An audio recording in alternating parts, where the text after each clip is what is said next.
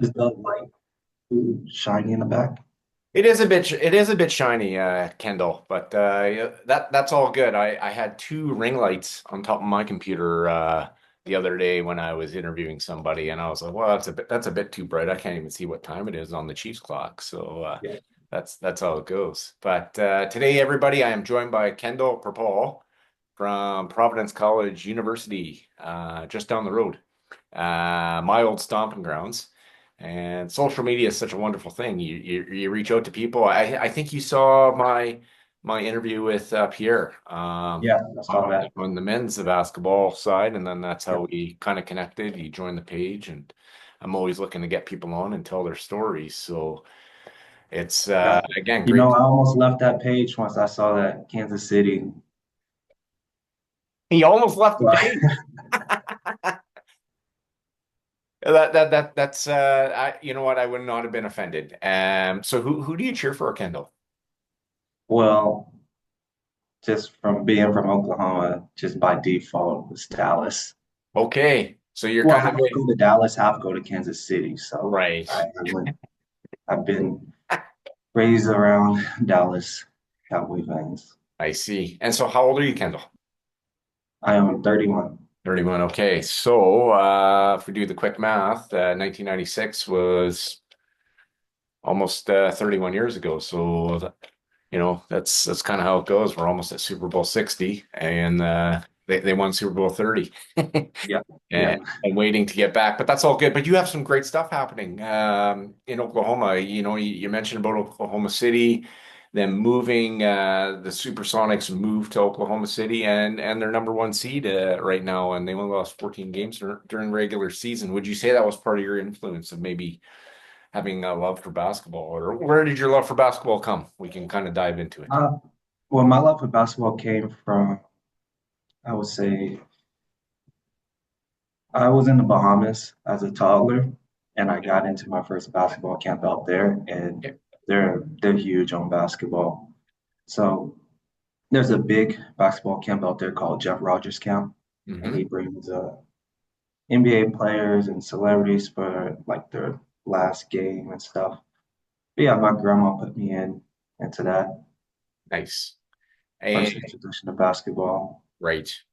So yeah, I was just recently in the Bahamas on a cruise, so Yeah. and seeing all that. But and so you were in the Bahamas, you were born and raised there, and then when did you move to Oklahoma? Well, I was born in Oklahoma and then I was raised Oh, okay. in the Bahamas as a toddler. My dad is from the Bahamas. My mom is from Oklahoma. I see. So Okay. just back and forth pretty much. Right. Yeah. Okay. Staying with my grandparents in the Bahamas. Right. Yeah. That's good. We were in Nassau, Bahamas, and we were in Coco Cay. So Coco Cay is very hot, and Nassau we did Yeah. some snorkeling there, and then toured the sites. So a very interesting, like very, it's great to experience other cultures. I love it. So, how did you make your way up to Canada and Audubon? Well, I graduated high school in Oklahoma. Uh, Went to Randall University in Oklahoma City, Hmm. not too far away from Oklahoma University. And then I transferred from there to Providence. I had connected with another guy, Jonathan Thompson from the Bahamas, entering his senior year. And yeah, I pretty much emailed every school in the NCCAA league. And yeah, Providence got back to me. They were the most consistent with communicating with me, and yeah, with Chris Funk, and that's how it happened. And I brought my brother along, who was uh, graduating high school as well, and they were like, "We need help," so came out there. And so how long have you been at Providence? This is a new role for you, but how long has the journey been at the university for? Oh man, since uh, 2013, 2014. Okay. Yeah, yeah. So In between time, I was out of the country as well, but that's when I first came over. okay. So yeah, I know that again, this is the new role. Joel Corsi, he was previously coaching that team, and then Mhm. you've kind of stepped in. So were you at the beginning of, is this a brand new slate coming up in the fall, or how's that kind of unfolding for you? Well, I'm on week 3 now Okay. into the role, so trying to catch up, trying to retain, recruit, and catch up on all the admin stuff, and yeah, getting right into it. Yeah, so again with the recruiting, again the semester it's basically come to an end. So how do the next few months kind of look for you leading up to the fall? Are you going to be on a plane to Oklahoma City, Miami, Northwest Territories, recruiting players? Is it difficult to get players to come in the middle of kind of quote nowhere? Um, I think the system, since Joel had brought in the system, it definitely helped uh, Hmm.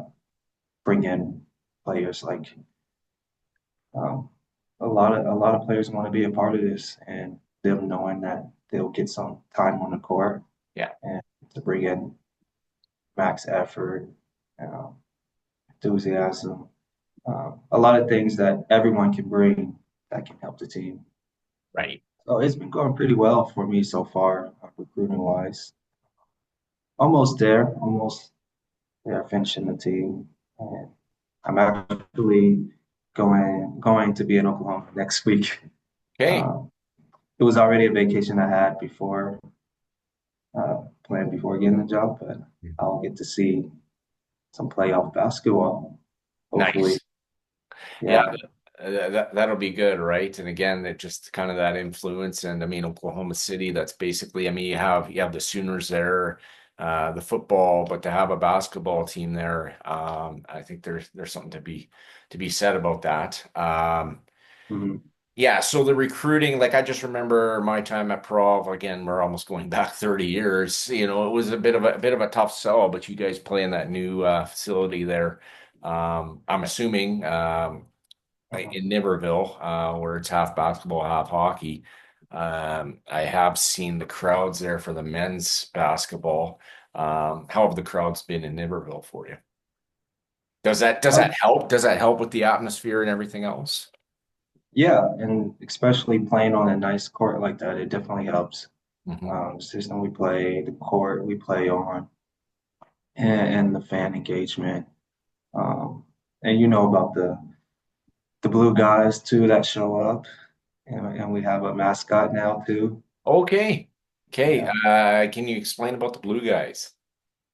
The guys who paint themselves blue, have they ever did that for you?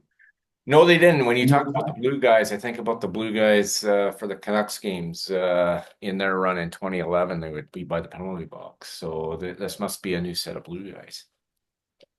Yeah, so we have people who love to do that as well. Mhm. Dress up, and then we have a new mascot, beautiful facility we play in. Um, a lot of things has been constantly improving on athletic side, and yeah, it makes people want to be a part of it.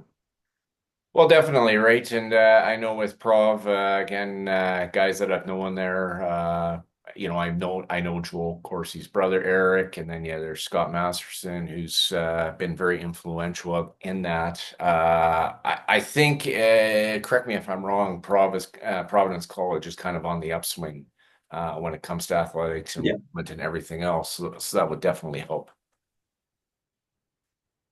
yeah, and especially for basketball, it's definitely on the upswing Mhm. because it's mostly here. It was mostly known as volleyball has always been Yeah. an established program. We got tons of junior pilots, and we're working our way up to be on that level. And we've recently been finding success with uh, with multiple MCAC championships, NIAC championships. The girls got third place national finish. So yeah, we're working our way up there, and we're getting better and better. That's good. I mean, it only provides credibility to the program. When I was kind of when I was prepping for the interview, think about, obviously, the notables of the Caitlin Clarks can only help with the popularity of women's basketball because there Yeah, weren't those names even 10 years ago.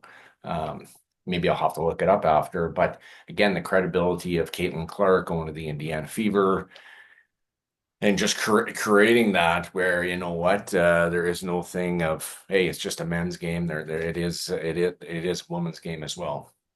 yeah, yeah, definitely. No question, right? What have been some of the mentors and role models in your life that have helped you get to this point?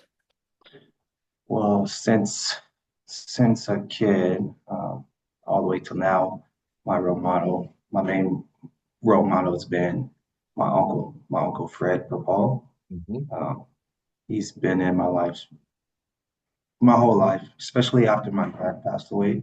I was about 7 to 9 years old. So he took over and became that father figure for me. So spent a lot of times with him, summers in Atlanta, Dallas, Bahamas. And yeah, I got to watch him work his way up from being in a company to managing the Atlanta region to now becoming the first CEO that's not a part of this company's family. Um, so yeah, he just instilled hard work, dedication into me, and um, had me stretching my body for basketball early in high school. Uh, just always repeated a lot of important things. For Yeah, sure. and So how does a normal day kind of look for you? How do you predict a normal day is going to look for you during the coaching season between Monday and Friday, or is it, and then prepping for, I'm assuming most games will be on the weekend. yeah, yeah. So we'll come back here before school starts with a training camp, get some preseason things going. We'll play against some exhibition games against some NAI teams or uh, other teams that are on that level, Mhm. and use that to get better and figure things out before we get into our conference play. Um, yeah, if we haven't played a game on that weekend, we'll get work in Monday to Friday if we're playing Saturday, Sunday, or Monday to Thursday if we're playing Friday, Saturday, or if we're traveling Yeah, that day. Yeah. great. How would you say that you incorporate your faith into your coaching? Um, how do you kind of predict that will be since you're only 3 weeks into it? How's that kind of helped you along so far? Yeah, definitely plan to bring in uh, my wife and our counselor here on school who's been part of the team in jail to help me do that and add a spiritual leader on the team so they could be a teammate as well that they can go to. We'll have devotionals on team trips. We have testimonials. I'll share mine for sure with the whole team so they'll know me a lot more as well. And that's the whole key is to getting us together and playing together, being together, working out together, and talking through things together. Uh, talk about Christ, talk about life, all of that. That's my whole goal with that. And my wife, I'm excited to have her be a part of this too, and she is too because she's a social worker. She's been in the mental crisis unit and women's shelter and all things around that, and will definitely come and bring her expertise in there and help me out with that as well. So Well, different outlets and resources for them to be a part of, and not just me if they need to talk to someone else. for sure. I mean, Yeah, it's one of those things, right? The more I've kind of experienced sports, just from a building perspective, seeing players, we talk, mental health and all of that, that's yeah, definitely important. I know, again, if we look back at players from the NHL, the late Wade Belak, there's been others. Um, Mental health has to definitely be at the high priority when it comes to players and their well-being, because as I've said continually and repeatedly, um, the sports is more than just the 2.5, 3.5 hours on the court or ice or whatever else. So bring yes. in all the resources is I think you're ahead of the game there, Kendall. No, no question. Um, so where so you're doing the recruiting and everything else. And then what type of recruiting team do you have? Is it just going to be you, or is it going to be other people helping you Right along now with it's that? me. There's still some recruiting. Joel is forwarding to me that he has started, or um, and then there's players that fill out the self recruitment form as well for me to check out. Mhm. I just went to the the grad All Star game this past weekend and got to connect with some players there. That was my first time going there, so that was fun. Yeah, and connect with players that know our current players on the team. So uh, talk with a couple players that way as well with their high school. Uh, we have a nice pipeline with Saskatchewan right now, so there's some players there as well. We may make it out there to host a ID camp or some sort like that. But yeah, that's definitely been a good outlet for us in the recent recruitment time. So I am getting close to filling out a team. Got a lot of returners coming back. I'm super happy about that, that they decide to stay and trust in what I'm going to do and bring to the team this next season. And and the recruits that already signed with Joel as well, they decide to stay around as well. So super excited for that. Yeah, I mean, it's good to have that foundation and to build on that, right? Yeah, yeah, definitely. And again, basketball is becoming more popular. We see the Winnipeg Sea Bears. Yes, the upper deck isn't full at Canada Life Center, but at least the lower bowl is, and it's a very hot ticket. So those are all good things. What would you kind of say? How would you describe your coaching? Are you more obviously, you would be a more defensive coach. I'm assuming, because Yeah. it's like watching college basketball over NBA. NBA, we all know NBA is more of a show than college. Um, is there a particular college coach that you kind of modeled yourself after? Kind of said, "Hey, I'm going to be like that guy." For me personally, Yes. well, I grew up watching Oklahoma and OSU, of course. There was only one year I watched Texas when Kevin Durant was there. Yes. Uh, but other than that, when I got into middle school, high school, it switched to Duke because my uncle got to work with them. He designed and did the new practice facility and stuff. So I spent a week out there with him and with Coach K and everyone out there, and it's just been Duke since then. Right on. Incredible. So, again, I didn't look you up on Wikipedia, but this is stuff Wikipedia doesn't tell you. So did you have any conversations with Mike Krzyzewski at all? Were you able to kind of pick his brain on anything? I can't. I can't hear you.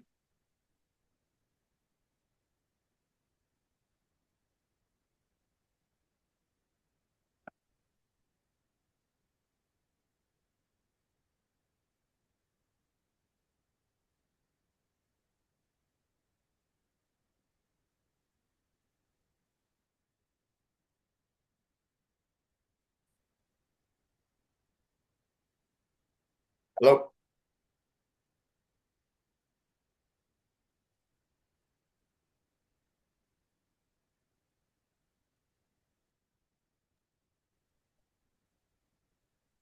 Good.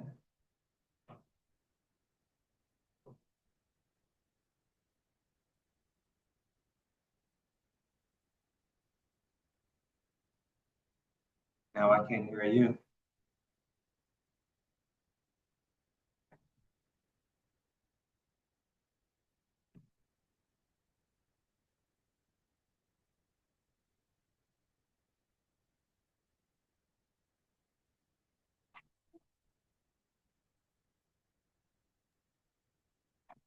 Can you hear me? Yes. Okay. Yeah, I can hear you. Can you hear me? I can hear you. Yeah. So that was weird. Sorry, everybody. Hands off.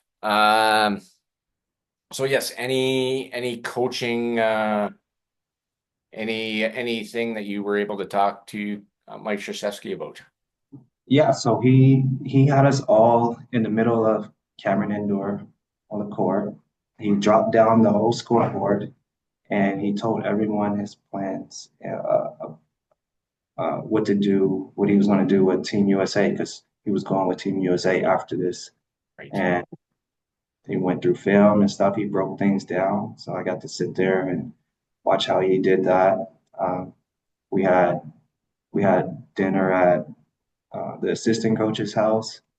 Everyone was there socializing. We had dinner upstairs at the gym, and he spoke a lot there.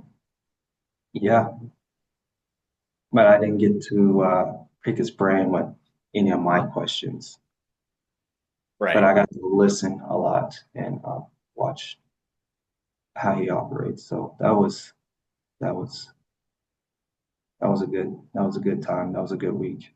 I mean, yeah, you're talking about a legendary coach, right? Like a man that, led Duke to national championships 2001. I'd have to go back, but the '01, where they beat them here in Minneapolis. Again, long storied career. Had the heartbreaking loss versus Villanova, uh, Yeah. that sort of thing. But was there anything that stood out to you when he talked to you? Uh, Mainly game face. He talks about game face a lot. So me and my uncle talked about that. Leaving Duke as well as having a good game face. Yeah. So that's me as a coach, me as a player. I'm known as calm but assertive. On court, um, people don't really phase me. I'm like even keel. Um, I can easily not show any expression or show worriness um, uh, to my opponents, and for the team as well. I can have a good game face, and they can see in me that I'm still in game, still confident in them. We can still pull it out, whether we're losing by a lot or by a little.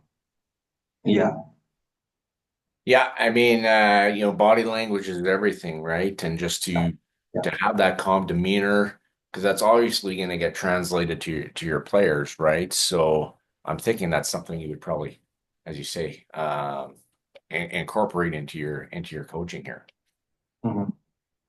No question, right? So, I mean, shoot. So what age were you when you were hanging out with Mike Krzyzewski?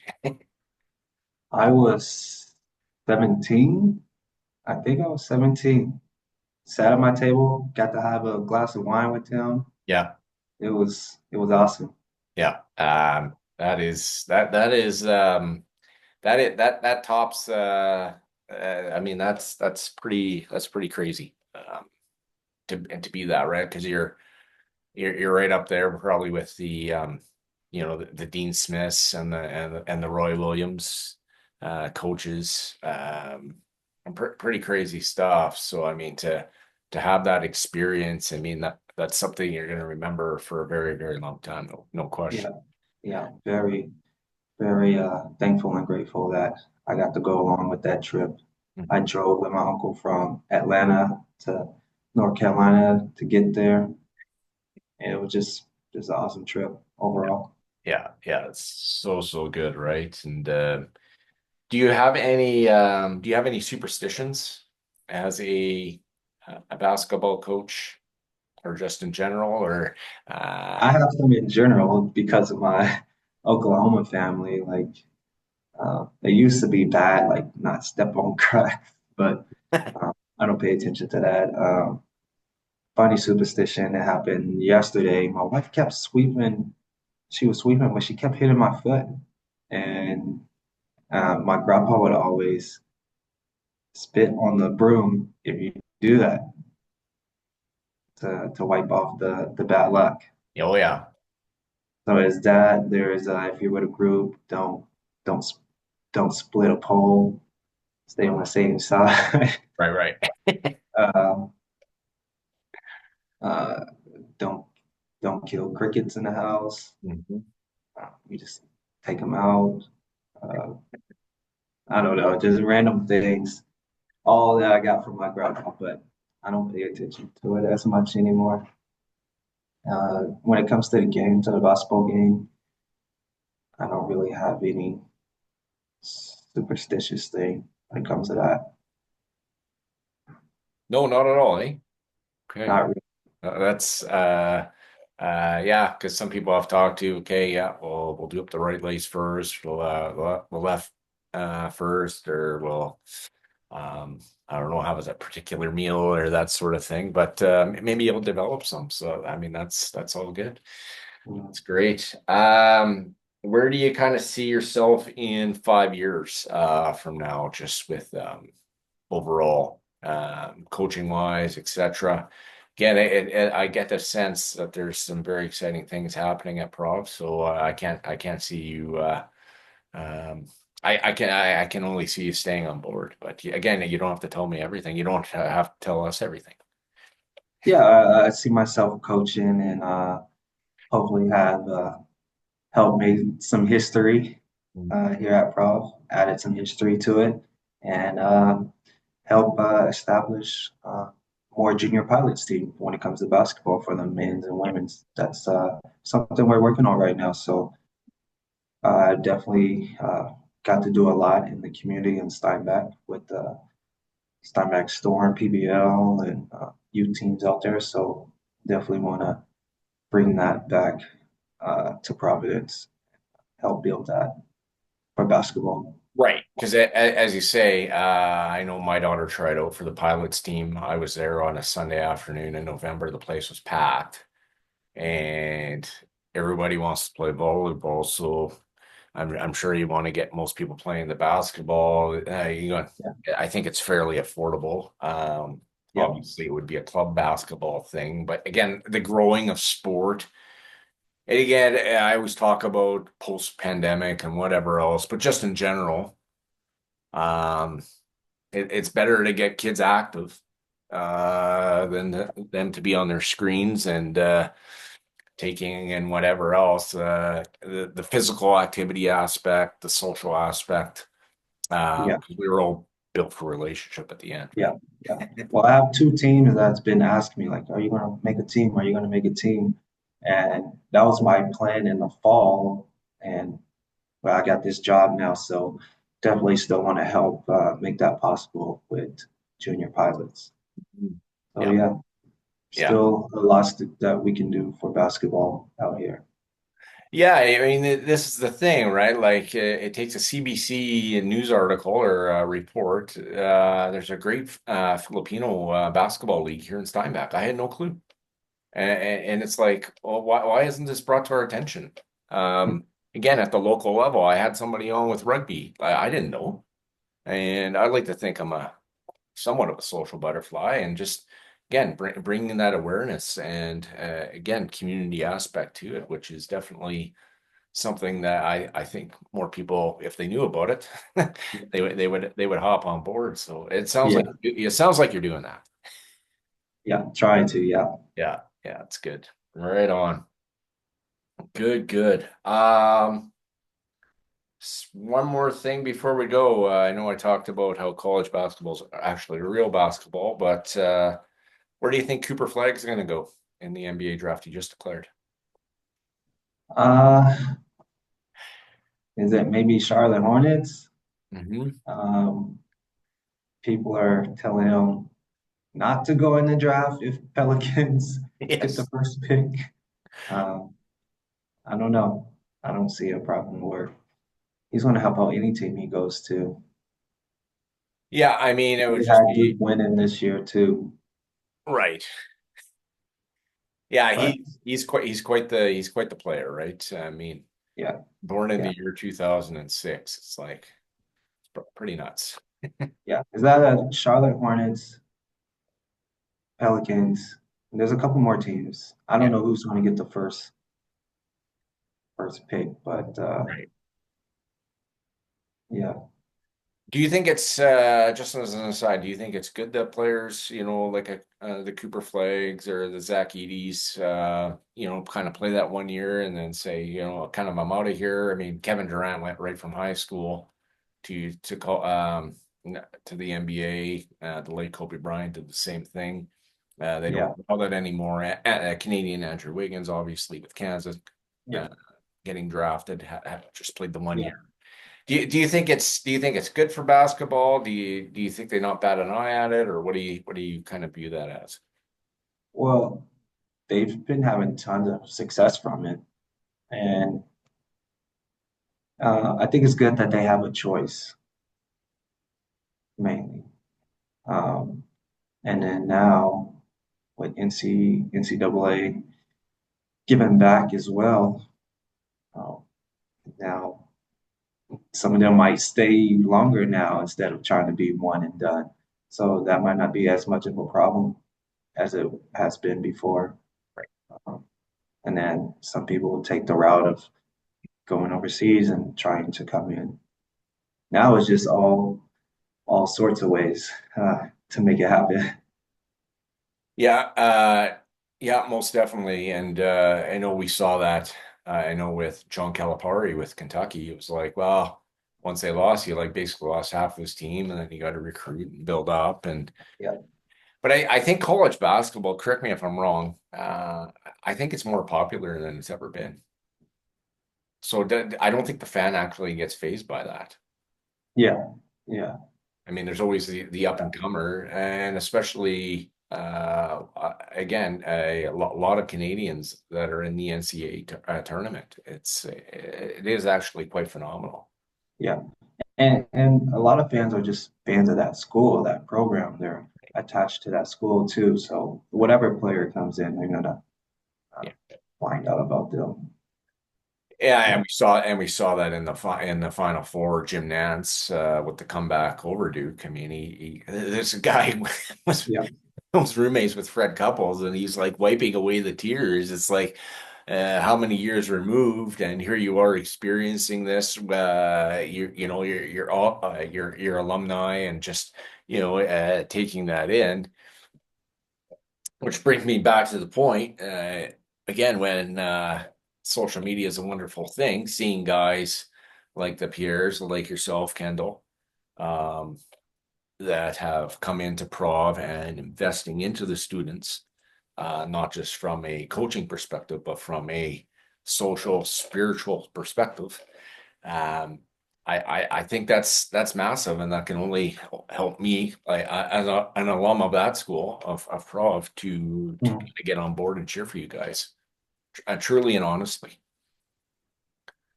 Yeah. Well, we appreciate that. We appreciate all the alumni that comes back and check out the current teams Yeah. and talk with them as well. So when is the season going to get started? Is it going to be in September in Niverville? Should I book off a weekend to come? Uh, no, we may have like one exhibition mid-September, but I'm not sure if that's confirmed yet. But mainly October. We In get the rolling October. in October with some Okay. exhibition games, and we'll have some preseason games Hmm. in October. And and most of these games will be played in Niverville. You plan to put these games on, announce these games on social media or that sort Yeah, of thing so yeah, people can definitely. find out, like myself. Yeah, yeah. my schedule finalized, definitely put it out everywhere and send you a message for sure. Okay. Uh, and I'll definitely love to have you around before we even uh, get to playing. That's another thing with I want to build into the culture with the team is with alumni around. Yeah, I mean, that's the thing because once you become an alumni of a school, you can't help but notice and to invest in the future generations.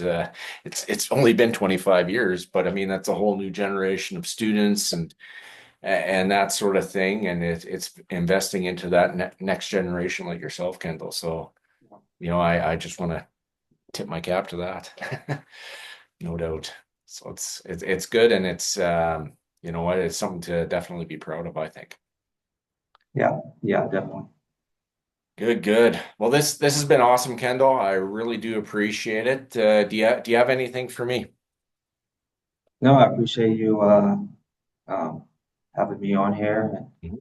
asking all the questions and being invested in Providence um, programs and yeah, Good.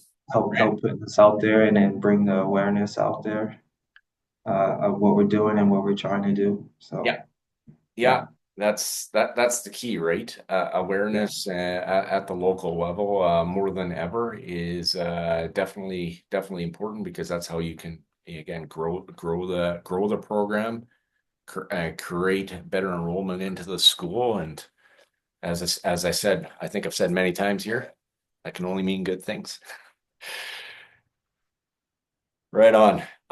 So Kendall, yeah, thanks again. And I'll put this on the page shortly after we get off here. But you have yourself a great day and God bless. okay, you too. Thank you. Thank you very much. All Bye-bye. right, bye.